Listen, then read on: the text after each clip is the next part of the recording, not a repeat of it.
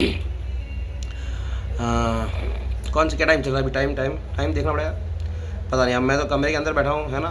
वैसे अगर मैं खुले में रहना होता, खुले में रहना तो मुझे अच्छा लगता है, बट फिर क्या है ना, आज की तारीख में खुले में वही लोग रहते हैं जिनके पास कुछ नहीं होता है ना। मुझे क्या बोलते हैं, साउथ इंडिया में बचपन से साउथ इंडियंस से है ना नफ़रत नहीं करता था, क्योंकि क्या है ना मेरे माँ बाप ऐसा बोलते थे, क्योंकि झूठ तो मेरे माँ बाप बोलते हैं बट मेरा बाप नहीं बोलता था, ठीक है। मेरा बाप जब तक ज़िंदा था तब तक मैंने अपने बाप के मुँह से झूठ नहीं सुना। मम्मी तो मेरी झूठ बोलती है अभी भी, ठीक है। तो मेरे बाप ने भी मेरे को बोला कि जब मैं छोटा बच्चा था तब मैं रात में नींद में सोते सोते अंट शंट भाषाएं बोलता था, साउथ इंडियन लैंग्वेज बोलता था, ऐसा मेरे माँ बाप ने बोला मेरे को, ठीक है। तो वैसे मेरे को साउथ इंडिया से कोई ख़ास नफ़रत नहीं थी, बट अब हो गई है। अब नहीं हो गई, मतलब बीच में हो गई थी, अभी भी चल रही है मेरी, मतलब साउथ इंडिया से चल रही है मेरी। बीच में एक पंडित पुजारी था, तो उसने मेरे को सपने में आके बताया कि तुम पिछले जन्म में विष्णु के मंदिर में पंडित पुजारी थे। मैं लगता तो नहीं है यार कि मेरा जो करंट जन्म है ना, वो तो इतना खतरनाक है कि मैं पंडित पुजारी तो किसी एंगल से लगता नहीं हूँ, क्योंकि मैं तो मेरे इंडियन स्कूल ऑफ माइंस में मैं पढ़ता था, और मेरे बैचमेट्स 2013 के माइनिंग बैचमेट्स मेरे को पॉन स्टार मास्टरबेटर के नाम से मेरे को डिनोट करते थे, क्योंकि मैं पॉन मूवीज़ बहुत देखता था। तो मुझे पॉन स्टार के नाम से भी उपाधि दे रखी थी, पॉन स्टार की, और मुट्ठल की उपाधि भी दे रखी थी। मुझे नहीं पता कि उन्होंने कब मुझे मुठ मारते हुए देखा, बट तो मुझे पता नहीं कि पिछले जन्म में मैं विष्णु के मंदिर में पुजारी था या पंडित था, क्योंकि मैंने एक दिन मैंने एक सपना देखा। उसमें मैंने देखा कि कोई मंदिर है, उस मंदिर में एक पंडित पूजा कर रहा है और मैं क्या बोलते हैं उस मंदिर उस कमरे की सीलिंग पर, सीलिंग जो होती है रूफ़, उस कमरे की सीलिंग पर एक छेद था, और उस छेद के अंदर से एक सांप के रूप में मैं उस रूम में एंटर किया। उस रूम में एंटर मैंने as a form of snake किया। वो छोटे से होल से एंट्री करी और फिर मैं इंसान रूप में कन्वर्ट हो गया। तो मुझे नहीं पता कि मेरी इतनी कैपेबिलिटी है, पिछले जन्म में मेरी इतनी कैपेबिलिटी थी या नहीं थी, मुझे पता नहीं। बट ऐसे ही मेरे को एक बार सपना आया था। सपने कभी कभी झूठ भी होते हैं, क्योंकि मैं तो क्या ना, आई एम धतूरा स्टमोनियम अब्यूज़र। मैं धतूरा स्टमोनियम अब्यूज़र हूँ, है ना, क्योंकि मैं अब्यूज़ करता हूँ। अब्यूज़ मतलब हाँ, गाली गलौज करना तो अब्यूज़ करना होता ही है। और वैसे मैंने सुना है कि किसी भी सब्सटेंस को यूज़ करके उसका इफ़ेक्ट नेगेटिव रूप से कोई यूज़ करे तो उसको अब्यूज़र बोलते हैं। तो आई एम अ धतूरा स्टमोनियम अब्यूज़र। सो मैंने 15, 16, 17, 18 पता नहीं कितने बार खाए होंगे धतूरा स्टमोनियम के फ्रेश फ्रूट। तो एक बार मैंने ड्राइड फ्रूट भी खाया था।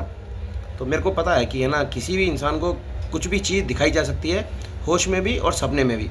मतलब जो सबकॉन्शियस ब्रेन होता है उसके अंदर घुसना, उसके अंदर घुसकर किसी के अंदर थॉट्स इंसेप्ट करना, किसी को कोई वीडियो दिखाना ना, किसी की मेमोरी के साथ, मतलब जो बहुत छोटी मोटी चीज़ें ये सब। एक मूवी भी आई थी, रुद्राक्ष करके एक मूवी थी बॉलीवुड की। तो उस मूवी में इंसेप्शन नाम की जो मूवी है इंसेप्शन नाम की जो मूवी है वो तो बहुत ज़्यादा लेट आई थी। रुद्राक्ष मूवी तो बहुत पहले आ गई थी बॉलीवुड में। तो रुद्राक्ष मूवी में इंसेप्शन के बारे में काफ़ी डिटेल में समझाया था। इंसेप्शन मूवी में ये बताया था कि कैसे ड्रग्स और केमिकल्स खाने के बाद लोग दूसरे इंसानों के सबकॉन्शियस में घुसकर उनको इफ़ेक्ट करते हैं। और रुद्राक्ष मूवी में तो बिना किसी केमिकल्स के ही डायरेक्टली खोपड़ा टू खोपड़ा ट्रांसफ़र, खोपड़ा टू खोपड़ा ही, मतलब कैसे कोई इंसान बिना ड्रग्स के अपने खोपड़े से किसी दूसरे के खोपड़े के अंदर घुसकर उसके खोपड़े, उसकी साइकी, उसकी ब्रेन, उसकी मेमोरी के साथ खेल सकता है। तो रुद्राक्ष मूवी में 2 एक्टर थे, एक सुनील शेट्टी था और एक संजय दत्त था। वो मूवी देख लेना, देखनी हो किसी को तो शानदार मूवी है। मैं जब छोटा बच्चा था तब मेरे को समझ में नहीं आई थी वो मूवी। मैं जब बड़ा हुआ तब मैंने, क्योंकि क्या ना, मेरे को जो मूवीज़ अच्छी लगती है तो मैं उसको बार बार देखते रहता हूँ। तो मेरी ऑल टाइम फेवरेट मूवीज़ में है कुछ, एक है अपरिचित करके, एक मूवी है साया, जॉन अब्राहम की एक मूवी है साया, जो ड्रैगन फ्लाई से प्रेरित है। तो साया, अपरिचित, और अभी क्या नाम लिया मैंने, रुद्राक्ष। तो कुछ ऐसी मूवीज़ हैं। एक मूवी है कयामत करके, है ना, वो वायरस से रिलेटेड मूवीज़ भी देख रखी मैंने, मेरे काफ़ी फेवरेट रह चुकी हैं ऐसी मूवीज़। तो भूत प्रेत पिशाच बहुत सारे नाम रख रखे हैं, मैंने सुना है हिंदुओं के धर्म ग्रंथों में डिसएम्बॉडीड बींग्स के बहुत सारी प्रकार रख रखे हैं। अलग अलग शेप एंड साइज़ के, अलग अलग नेचर के। तो जग्गी वासुदेव नाम का जो लौंडा है, जो काफ़ी बुढ़ा हो चुका है, शायद मरने वाला भी हो। अभी थोड़े दिन पहले उसका स्टेटमेंट सुना मैंने कि हो सकता है काल भैरव के कॉन्सिक्रेशन से पहले उसका तिया पांचा हो जाए। तो जो भी है मरते मरते बचा, मैंने सुना। ये वीडियो स्पेशली मैं जग्गी वासुदेव को एड्रेस करके ही कर रहा हूँ, बना रहा हूँ। अभी एक और वीडियो बनाया था मैंने थोड़े दिन पहले, ये मेरा सेकंड वीडियो है जग्गी वासुदेव को मेंशन करते हुए। क्यों? तो क्या है ना, मैं ये बोला था कि धतूरा स्ट्रोमोनियम खाने के बाद मुझे ये पता पड़ा कि मेरे पास आत्मा है ना। क्योंकि क्या है ना, ऐसे तो जब मैंने जितना इंट्रोस्पेक्शन किया, 35 ईयर्स ऑफ एज है ना, आई एम 35 ईयर्स ओल्ड, ठीक है। मेरी जो बायोलॉजिकल एज है वो 35 ईयर्स है। 1990 में पैदा हुआ हूँ मैं। 1990 जब जिस टाइम गल्फ़ वॉर चल रही थी, जिस टाइम कश्मीर में जनरल कैटेगरी के लौंडे लपाड़े सुसाइड कर रहे थे एंटी रिजर्वेशन के लिए, तो उसी समय मेरा जन्म हो चुका था या हो रहा था, मुझे पता नहीं। क्योंकि मैंने सुना है कि 42 डेज़ लगते हैं किसी आत्मा को शरीर में स्थापित होने में। ऐसा मैंने चूतियों के धर्म ग्रंथों में पढ़ा है, आर्टिकल्स के थ्रू, कि 42 डेज़ लगते हैं, क्या बोलते हैं, किसी आत्मा को किसी शरीर में स्थापित होने के लिए, ठीक है। तो उसके बाद फिर वो बड़ा होता है, फिर वो शरीर बड़ा होता है, फिर वो शरीर क्या बोलते हैं, एक शरीर से दूसरे शरीर में कन्वर्ट होता है, निकलता है, जो भी है। तो जो बचपन से मेरे को लगता था, बचपन से जो मुझे लगता था वो तो मैंने सोचा नहीं। बट क्या है ना, 27, 28, 29, इस ये जो 27 ईयर्स ऑफ एज के बाद मैंने हार्डकोर इंट्रोस्पेक्शन करना चालू किया। तो जब मैंने हार्डकोर इंट्रोस्पेक्शन करना चालू किया, मैंने मिरर गेजिंग करी। तो मिरर गेजिंग करने में मुझे पता पड़ा कि मैं बचपन से डीपर्सनलाइज्ड हूँ। डीपर्सनलाइज का मतलब क्या होता है? डीपर्सनलाइजेशन का मतलब जो वर्ल्ड वाइड वेब पे मिलता है, मेरा वाला डीपर्सनलाइजेशन उससे थोड़ा अलग है, ज़्यादा डिफरेंस नहीं है। जो वर्ल्ड वाइड वेब पर लिखा हुआ है डीपर्सनलाइजेशन का मतलब, उसमें ये है कि खुद को खुद से अलग कर देखना, खुद को खुद से अलग कर देखना, ये होता है डीपर्सनलाइजेशन का मतलब। तो डीपर्सनलाइजेशन में और ये लिखा होता है कि डिसोसिएटेड एंटिटीज़, कि एक इंसान खुद से डिस्कनेक्ट और डिसोसिएट होने के बाद खुद को एनालाइज और फील करे। मतलब खुद को ऑब्जर्व करने वाला जो इंसान होता है, एक होता है ऑब्जर्वर इफेक्ट, एक होता है ऑब्जर्वर इफेक्ट होता है, एक फिज़िक्स में चलता है बहुत, है ना। क्योंकि विदाउट एन ऑब्जर्वर कोई इन्फरेंस नहीं निकल सकता। तो ऑब्जर्वर बहुत ज़रूरी होता है ना। वो single slit experiment, double slit experiment में ये सिद्ध हो गया कि ऑब्जर्वर की कैपेसिटी के अनुसार चीज़ें रिस्पॉन्ड होती हैं और रिस्पॉन्ड करती हैं और बिहेव करती हैं। तो unless there is an observer, there is nothing to be observe और नथिंग टू बी परसीव्ड। तो observer is the main item मतलब ऑब्जर्वर सबसे खतरनाक आइटम है। तो ऑब्जर्वर इफेक्ट, तो डीपर्सनलाइजेशन जो वो वर्ल्ड वाइड वेब पर लिखा हुआ है, उसमें लिखा हुआ है कि when a person feels disconnected और dissociated from himself and observe himself as a third person, second person, है ना। तो मेरा जो केस है वो थोड़ा सा डिफरेंट है ना। मेरा ये है क्योंकि क्या ना, मैंने जब अपने खुद को इंट्रोस्पेक्ट करना चालू किया, तब मैंने ये फील किया, ये रियलाइज़ किया कि मेरे अंदर एक जो कांस्टेंट चीज़ है, जिसको मैं इंट्रोस्पेक्ट करने के बाद फील कर पाता हूँ, जिसको मैं खुद की आत्मा बोलता हूँ। तो पहले तो ये है ना, सबसे पहले फर्स्ट थिंग तो ये कि मैं गौतम बुद्ध नाम का जो लौंडा है, जिसने बोला कि देयर इज़ नो सोल, है ना। गौतम बुद्ध नाम के लौंडे ने बोला कि देयर इज़ नो सोल। तो मैं मानता हूँ, मतलब मैं इस बात को भी मानता हूँ कि देयर इज़ नो सोल। फिर उसके बाद मैं इस बात को भी मानता हूँ कि देयर इज़ सोल। बट उसके बाद तीसरी बात जो मैं बोलता हूँ ना, वो ये है कि there is soul related to a body, ठीक है। मतलब जैसे जब मैं पैदा हुआ, है ना, तो मुझे नहीं पता कि मेरा पिछला जन्म हुआ था या नहीं हुआ था। तो मेरा जो चीज़ मुझे याद नहीं, उसको मैं डिलीट भी कर सकता हूँ, मतलब मान सकता हूँ उसको, उसका अस्तित्व ख़त्म मान सकता हूँ मैं। तो जो चीज़ मुझे पता नहीं, तो हो सकता है कि वो हुई भी नहीं हो, है ना। तो मेरा बाप जो था वो भी डीपर्सनलाइज था, ठीक है। और डीपर्सनलाइज का मतलब क्या होता है, मैं समझा दूँगा अच्छे से। अगर मैं 1-on-1 एक ही को समझाने लग गया ना, तो सबको पागल कर सकता हूँ मैं चाहूँ तो सिर्फ बात करके भी पागल कर सकता हूँ लोगों को, है ना। और पागल करना के मतलब एग्जैक्टली पागल करना नहीं होता है। किसी को क्या बोलते हैं ना, जैसे कुछ लोग बोलते हैं स्पिरिचुअलिटी का मेन मोटिव होता है आत्मबोध, है ना। आत्मबोध का मतलब अपने खुद के बारे में जानना। तो जनरली लोग जो होते हैं ना वो खुद के बारे में ज़्यादा ध्यान देते नहीं हैं, देते हैं मुझे पता है, मैंने बहुत कम ध्यान दिया। मैंने तो 27 साल की उम्र के बाद मुझे पता पड़ा कि खुद की कुछ वैल्यू होती है, क्योंकि क्या है 27 साल की उम्र के बाद मेरे को है ना लाइफ और डेथ के बारे में तो बहुत ज़्यादा क्लोज रिलेशन हो गया, क्योंकि 27 साल की उम्र से पहले मैंने एक ही इंसान को मरते हुए देखा था, एक ही इंसान की मौत हुई थी मेरे रिलेशन में, तो ज़्यादा आइडिया नहीं था मुझे। बट 27 साल की उम्र के बाद मैंने एक के बाद एक 3 शरीरों को जलते हुए देखा, और उनमें से कुछ शरीरों की वजह से मुझे मेरी लाइफ को इफ़ेक्ट भी पड़ा। तो लाइफ और डेथ का जो होता है, क्या बोलते हैं, सीरियसनेस होती है कि एग्जिस्टेंस की जो वैल्यू होती है, वैसे कुछ खास एग्जिस्टेंस वैल्यू नहीं है, बट वही है कि अब मैं धीरे धीरे समझाऊंगा। मतलब मैं खुद भी समझाते समझ रहा हूँ, समझा नहीं रहा हूँ मैं, मतलब समझाते मतलब ये कि ये जो चीज़ मैंने एक्सपीरियंस कर रहा हूँ ना, इस चीज़ का कोई वो लिमिट नहीं है ना। वो जैसे वैसे मैं उस इंसान से बहुत नफरत करता हूँ, मन तो करता है कि खोपड़ा फोड़ दूँ उसका। एक आदमी है, फिर नाम लेना पड़ रहा है मुझे, भूपेश माथुर नाम का लौंडा है, भूपेश माथुर नाम का एक लौंडा है। तो मैं एक्चुअली क्या है ना, मैंने गुरु बनाने की कोशिश बहुत लोगों को करी है, बट कोई बन नहीं पाया, है ना। बट ये है कि कुछ लोगों की कुछ बातें मेरे को ठीक लगती हैं, तो मैं मानता हूँ, है ना। मतलब ऐसा जो बोलते हैं ना कि सुनना सबकी, करना खुद की, तो वो वाला मैटर नहीं है। मैटर ये है कि जिसकी जो बात अच्छी लग जाए उसको मैं अपने अंदर अपने पास रख लेता हूँ। मतलब जहाँ भी जो भी ठीक लगता है उसको रख लेता हूँ, बाकी सबको फेंक देता हूँ। तो भूपेश माथुर नाम का लौंडा था एक, अब था मैंने बोला तो हो सकता है कि मर गया हो, मुझे पता नहीं है ना, क्योंकि मेरी बातचीत बंद है बहुत टाइम से, तो हो सकता है भूपेश माथुर की मृत्यु हो गई हो, मर चुका हो, क्योंकि मेरी बात नहीं हुई। तो वो जो भी है, भूपेश माथुर नाम का एक लौंडा था जो भी है। तो उसने एक बार बोला था कि उसने 2 बात बोली थी मेरे को। पहली बात तो उसने ये बोली थी कि तुम सबको कंट्रोल करना क्यों चाहते हो। तो उसका जवाब तो मेरे पास है, बट उस टाइम मैंने दिया नहीं, और अभी भी देने का मूड है नहीं।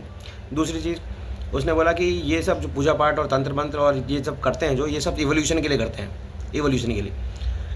इवोल्यूशन का मतलब जितना मुझे समझ में आता है, इवोल्यूशन का मतलब ये होता है कि ग्रोथ, है ना। इवोल्यूशन मतलब ग्रोथ होता है। ग्रोथ मतलब किसी भी पर्टिकुलर स्टेज से स्टेप अप करने को ग्रोथ बोलते होंगे, बट वही बात है। फिर मैंने एक मूवी सुनी है, मूवी का नाम सुना है बटरफ्लाई इफेक्ट। एक मूवी का नाम सुना है बटरफ्लाई इफेक्ट। उसमें उस बटरफ्लाई इफेक्ट का मतलब ये होता है कि दुनिया के किसी एक कोने में कुछ घटना घटित होती है, तो उसके अपोजिट कुछ ना कुछ रिएक्शन भी होता है दुनिया के दूसरे हिस्से में। तो ये तो मैंने बकवास चोदी मूवी से रिलेटेड, एक particular statement word butterfly effect से रिलेटेड। और एक और मैंने अभी थोड़े दिन पहले की बात नहीं है, बहुत सारी पुरानी बात है, रेकी एनर्जी करके होती है। तो उसमें क्या होता है ना, एक इंसान किसी पर्टिकुलर सोर्स ऑफ एनर्जी से एनर्जी अपने अंदर चैनलाइज करते हुए किसी दूसरे सोर्स को देता है, किसी दूसरे इंसान को देता है, और उसको हील करता है, ट्रीट करता है ना। कि मतलब जैसे कोई इंसान अगर बीमार है तो एनर्जी के इन्फिनिट स्रोत से थोड़ी सी एनर्जी को खुद के शरीर से चैनलाइज कर किसी तीसरे इंसान को ठीक करने के लिए, हील करने के लिए यूज़ करे। फिर तीसरी एक और, फिर वापस में आ जाता हूँ ना, क्योंकि मूवीज़ देखी है मैंने, है ना। कुछ मूवीज़ मैंने देखी है, कुछ मैंने देखी नहीं है, बट क्या है, ज्ञान चोदना मुझे अच्छा लगता है। तो एक मूवी मैंने देखी है, उसमें उसका नाम था डॉक्टर स्ट्रेंज करके एक मूवी थी।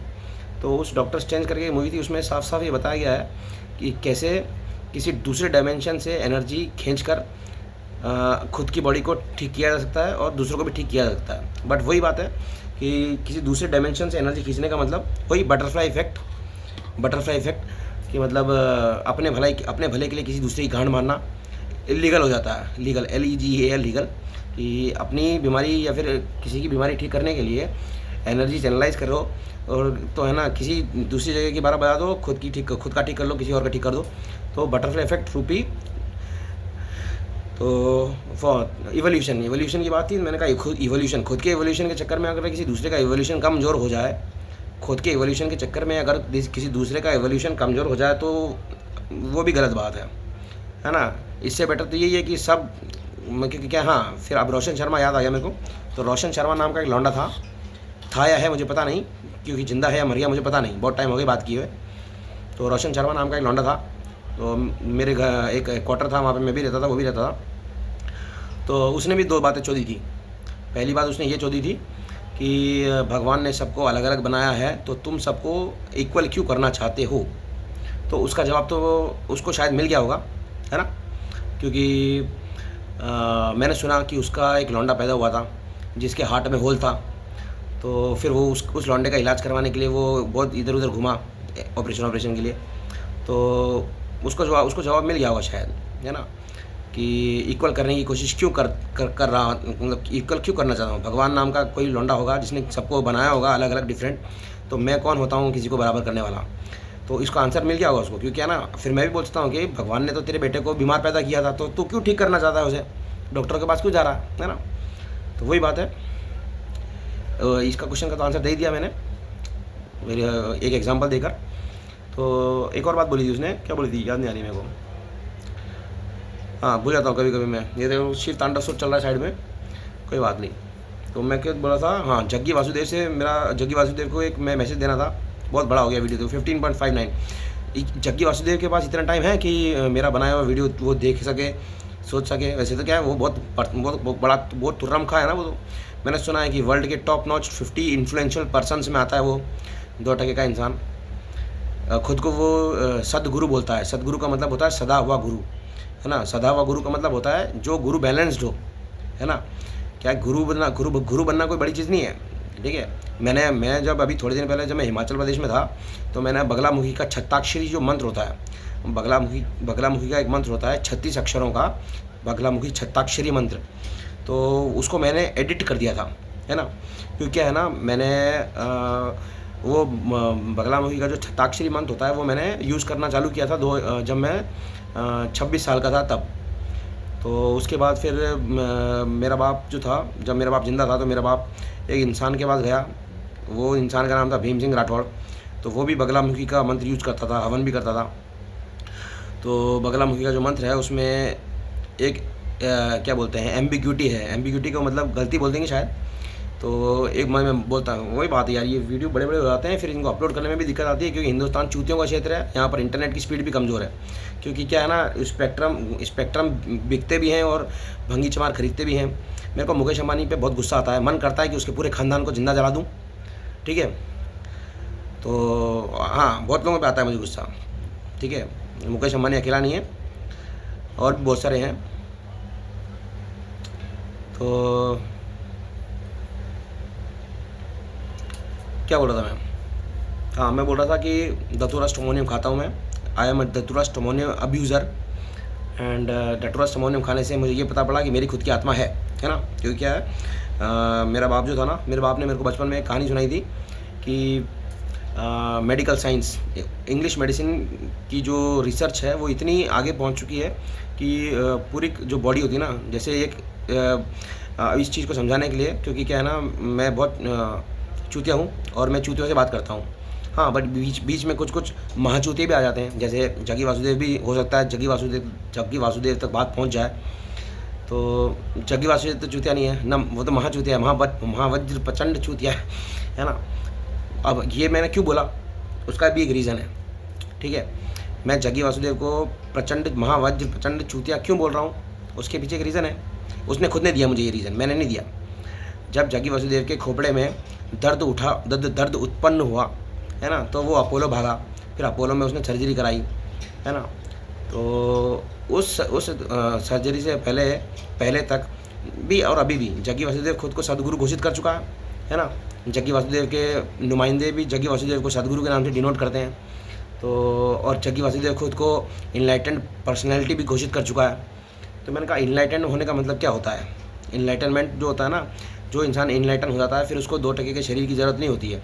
बट उस 2% के इंसान को शरीर की इतनी ज़रूरत थी कि उसने क्या बोलते हैं, आदि योगी की पूजा करनी चालू करी थी। पहले उसने आदि योगी गांड मारी, शिव की गांड मारी है। फिर लिंग क्योंकि क्या ना, फिर क्या कि शिव की पूजा उज्जैन में महाकालेश्वर, वैसे तो क्या दुनिया भर में शिव की पूजा होती है लिंग रूप में, है ना। मैंने उसी ने खुद ने कहानी भी लिख रखी है कि है ना, सप्तऋषियों की बीबियाँ ठरक गई थी शिव का लंड देखकर, और फिर है ना, सप्तऋषियों ने शिव को श्राप दिया कि तेरा लंड गिर जाए। फिर वो लंड के रूप में पूजा होती है, लंड मतलब लिंगम के रूप में शिव की पूजा होती है ना। तो शिव की आत्मा का क्या हो रहा होगा वो तो मुझे नहीं पता, बट जो भी है कि किसी भी इंसान को अगर ज़्यादा याद किया जाए तो इफ़ेक्ट तो होता ही है ना। या किसी भी आत्मा को ज़्यादा याद करें तो इफ़ेक्ट तो होता ही होगा उस आत्मा पर। और इसका शॉर्ट एग्जांपल है कि अगर मैं आज की तारीख में, मेरे पास तो क्या ज़्यादा टाइम, मेरे पास तो बहुत टाइम है, बट वही है कि मेरे पास थोड़ा ड्राइविंग फोर्स कमज़ोर है ना। तो बट वही है कि जग्गी वासुदेव को खुद का जो हाड़ मांस का पुतला था उससे इतना प्रेम था कि अपने हाड़ मांस के पुतले को बचाने के लिए दर्द नाम की थोड़ी सी पीड़ा संवेदना जो उसके खोपड़े के अंदर हुई, तो उसको इतनी तकलीफ़ हो गई कि उसने आध्यात्म की माँ का भौसला किया। वैसे तो अपने आप को बहुत बड़ा स्पिरिचुअल मिस्टिक बोलता है, बट आध्यात्म की माँ का भौसला करते हुए अपोलो के डॉक्टरों के तलवे चाट लिए उसने खुद के शरीर को बचाने के लिए। अब वो क्या है ना, मेरे को उसका जो आदि योगी का स्टैचू है ना, उसको देखकर मुझे गुस्सा आता था। और मैंने बोला था कि मैं मन करता है कि बजूका नाम की एक राइफल होती है, ये बड़ी होती है साइज़ में।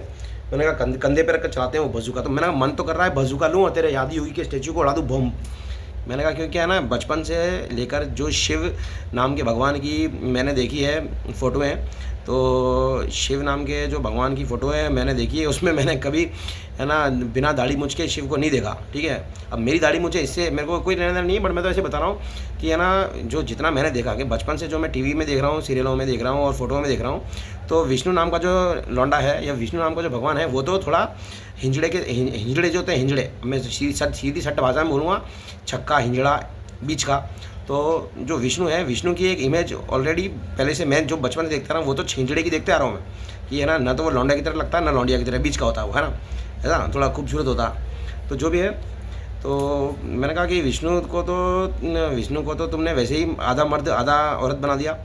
मैंने कहा शिव बच गया था, तो मैंने कहा तुमने उसको भी हिंजड़ा बना दिया है, क्योंकि क्या है ना, मेरे को मूर्ति पसंद नहीं आई वो। ठीक है, तो मेरा मन करता है कि बजूका लेकर उस मूर्ति का खोपड़ा फोड़ दूँ, है ना। तो फिर है ना मेरी इच्छा पूरी करी। जग्गी वासुदेव ने काल भैरव की मूर्ति बनाई, तो उसमें उसने मूछें बना दी है। अभी काल भैरव का कॉन्सिक्रेशन कर रहा है, तो मेरे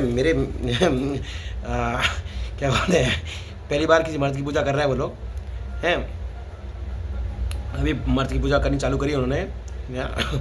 तो मैंने कहा कि क्या है कि मैंने कहा एक ब्रह्मा नाम का लौंडा भी है, हिंदू धर्म में एक ब्रह्मा नाम का लौंडा भी है, ब्रह्मा नाम का भगवान है।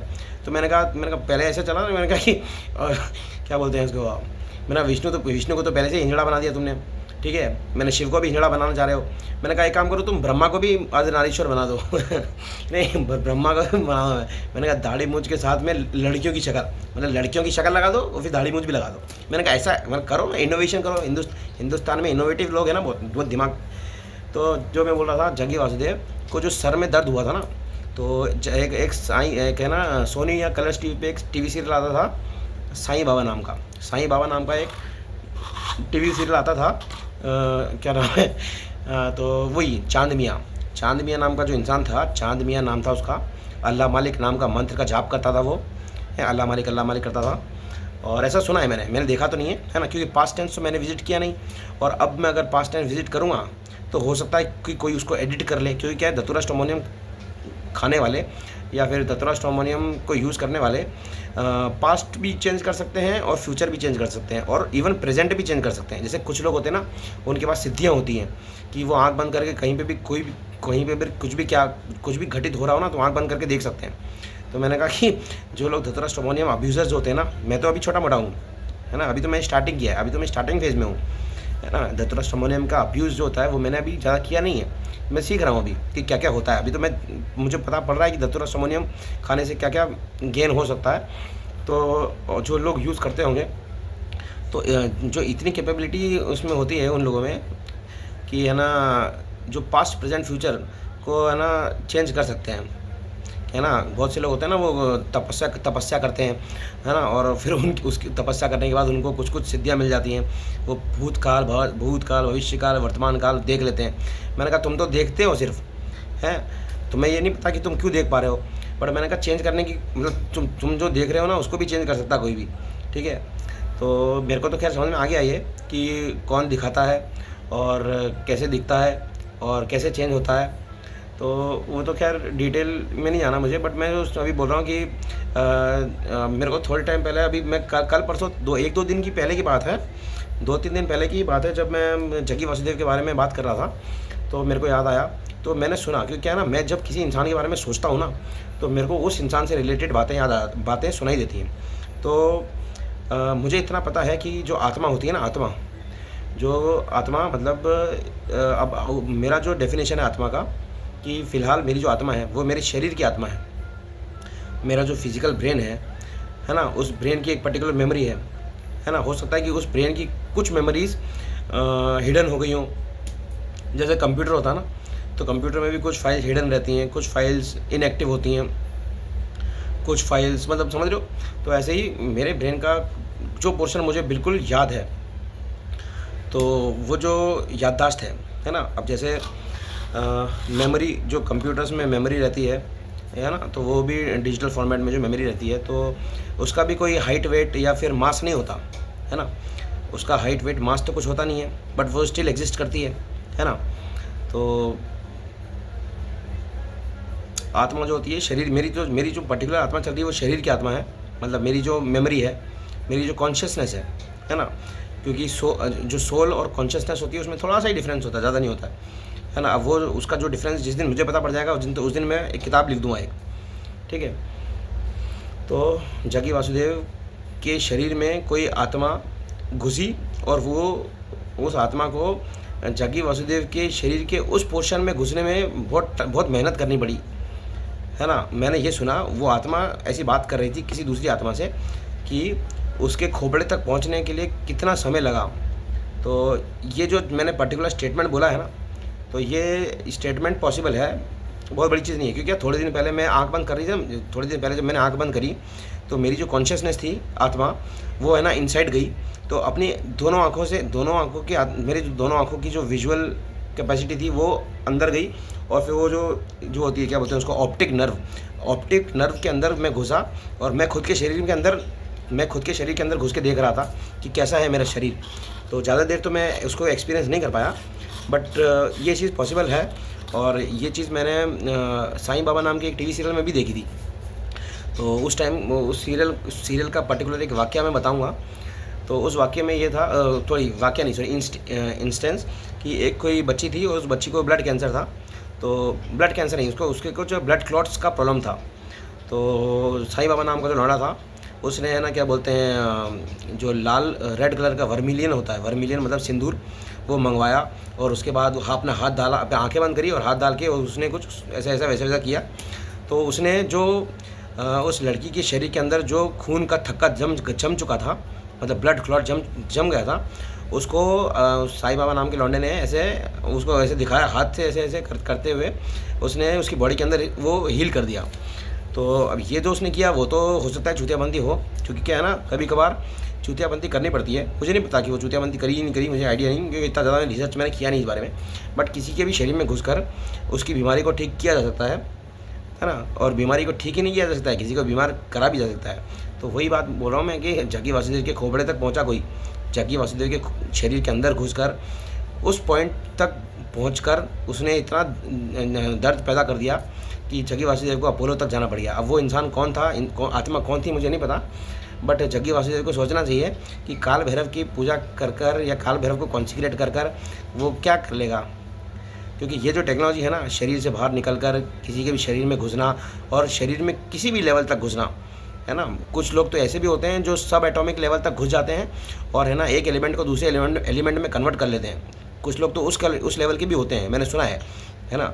मेरे बाप का जो गुरु था, वो मर्क्यूरी को गोल्ड में कन्वर्ट कर लेता था, है ना। तो मुझे नहीं पता कि वो सच था या झूठ था, क्योंकि लोग चूतिया भी बनाते हैं।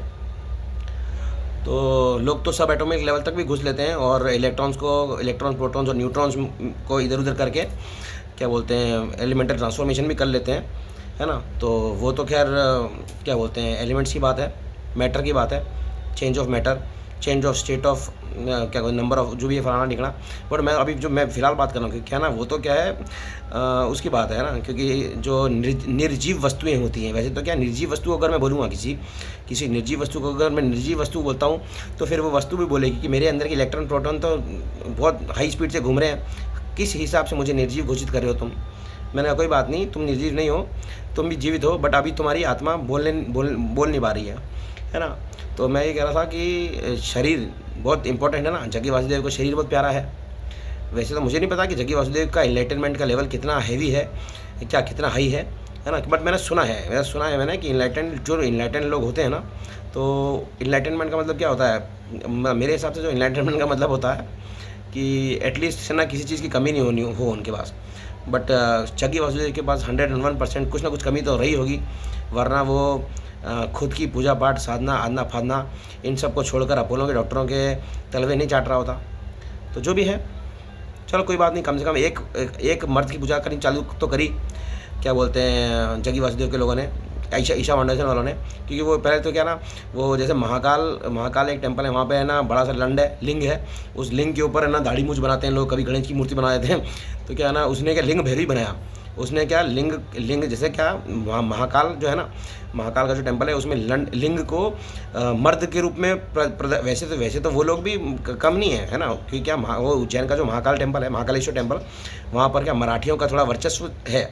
तो वो क्या है ना, वो कभी नाक में नथ पहना देते हैं, है ना, महाकाल को नाक में नथ पहना देते हैं। वो नथ समझते होगे ना, एक वो मैंने स्टेटमेंट सुना था, नाना पाटेकर की एक मूवी थी related to red light area, तो उसमें ना नथ उतारने का मतलब होता है वर्जिनिटी तोड़ना, तो वहाँ से नथ शब्द का यूज़ कर रहा हूँ मैं। तो महाकाल नाम का जो भगवान है, जो लिंग के ऊपर वो फोटोग्राफी और वीडियो वो पोतते हैं, वो बहुत सारी चीज़ें डिज़ाइन बनाते हैं, तो उसमें ना महाकाल को नथ भी पहना रखी है उन बहन के बोड़ों ने। तो खैर उनका तो क्या जो करना है वो करें अपने मेरे बला से।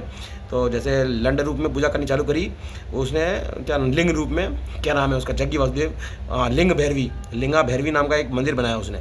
तो मैं गया था कोयम्बटूर, बट मैंने उसका ध्यान लिंग तो देखा, जो मतलब जिस ध्यान में जग्गी वासुदेव का लिंग मग्न रहता है ध्यान लिंग, है ना, तो वो तो देखा मैंने, बट मैंने लिंगा भैरवी वाला मैंने उसका मंदिर नहीं गया मैं, है ना। बट मैंने सुना है कि लिंगा भैरवी की कॉन्सिक्रेटेड साड़ीज़ वो बेचते हैं, साड़ी होती है ना, साड़ी जो लौंडियाँ साड़ी पहनती हैं, तो सिल्क की साड़ियाँ वहाँ पे बिकती हैं, 1,000 से लेकर 25,000 रुपये तक, 35,000 रुपये तक की साड़ियाँ बिकती हैं, मैंने देखी वो। तो वो साड़ियों को क्या करते हैं, वो लोग मंदिर में ले जाके पूजा पाठ करते हैं, फिर बेचते हैं। तो लिंगा भैरवी की कॉन्सिक्रेटेड साड़ीज़ बिकाऊ हैं। तो उस टाइम मेरा जब वैसे भी 36 का आंकड़ा है मेरा, चलता रहता, किससे भी हो जाता। तो मेरा ऐसा सोचा था कि है ना, मैंने कहा कि है ना, मैं तो नहीं कर सकता बट कोई ना कोई तो कर ही सकता। मैंने कहा तेरी लिंगा भैरवी की कॉन्सिक्रेटेड साड़ी खरीदवाऊँगा और पेट्रोल डाल के आग लगवा दूँगा।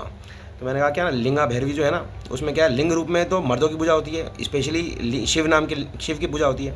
उसमें मतलब भैरव, है ना, भैरव की पूजा तो होती है लिंग रूप में। जैसे उज्जैन में महाकाल नाम का जो लिंग है उसको भैरव रूप में पूजा जाता है ना। तो वहाँ पे वो लिंगा भैरवी बनाया उसने, जो है ना, भैरवी से आता है भैरवी यातना। तो मैंने कहा वो भैरवी यातना मिल रही थी उसको, है ना, भैरवी यातना जो होती है ना, जो उसने जग्गी वासुदेव के वीडियोस में चेक किया मैंने कि भैरवी यातना करता है वो, कि मरने से पहले भैरवी यातना मिलती है। तो मैंने कहा जग्गी वासुदेव को भैरवी यातना मिल रही थी रमज़ान के महीने में 2024 का जो रमज़ान का महीना था, तो उसमें जग्गी वासुदेव को भैरवी यातना मिल रही थी, उसका सर दुख रहा था। और मुसलमानों के धर्म ग्रंथों में लिखा हुआ है कि रमज़ान के महीने में जिस भी इंसान को सर में बहुत ज़्यादा दर्द होता है उसको मोक्ष मुक्ति निर्वाण मिलता है। तो जग्गी वासुदेव वैसे तो पता नहीं किसकी पूजा करता है ना, वैसे उसने आदि योगी की मूर्ति बनाकर शिव की गांड मारने की बहुत कोशिश करी है। अभी वो काल भैरव का कॉन्सिक्रेशन कर रहा है, काल भैरव की भी गांड मारेगा, है, जिंदा बच गया तो। और क्या बोलते हैं, लिंगा भैरवी नाम लिंग पूजा करने वालों को लिंगा भैरवी बना दिया उसने। तो वो जो भी करे उसकी मर्जी, बट जो भी है रमज़ान के महीने में उसको मतलब मुसलमानों के द्वारा मोक्ष मुक्ति निर्वाण मिल रहा था उसको मोक्ष मुक्ति निर्वाण उसको मिल रहा था, मुसलमान दे रहे थे उसे, मुसलमान लोग, है ना। क्योंकि रमज़ान के महीने में उसको सर में दर्द उठा, ऐसा मैंने पढ़ा है, आर्टिकल पढ़ा है मैंने कि रमज़ान के महीने में जिस भी इंसान को सर में बहुत ज़्यादा दर्द होता है तो वो एक साइन होता है, एक वो साइन होता है कि उस इंसान को मोक्ष मुक्ति मिलने वाली है। तो जग्गी वासुदेव को मोक्ष मुक्ति मिलने वाली थी, बट जग्गी वासुदेव ने वो मोक्ष मुक्ति क्या बोलते हैं अपोलो के डॉक्टरों को पास ऑन कर दी। फिर अपोलो के डॉक्टरों ने क्या किया मुझे नहीं पता। तो जो भी है, तो जग्गी वासुदेव ने तो खुद की मोक्ष और मुक्ति और निर्वाण और महापरिनिर्वाण उर्फ कैवल्य उन सब को उसने एनलाइटनमेंट के आगे छोड़ दिया, क्योंकि उसका सिर्फ एनलाइटनमेंट है ना, क्योंकि वो सिर्फ इनलाइटेंड है, है ना। तो जो भी है, तो जागी वासुदेव के दिमाग के नसों के अंदर जो आत्मा घुसी, और दिमाग के अंदर उस नसों के अंदर घुसकर उस आत्मा ने ढोल नगाड़े बजाए होंगे खूब सारे। तो क्या हुआ, जगी वासुदेव के खोपड़े में दर्द होने लग गया।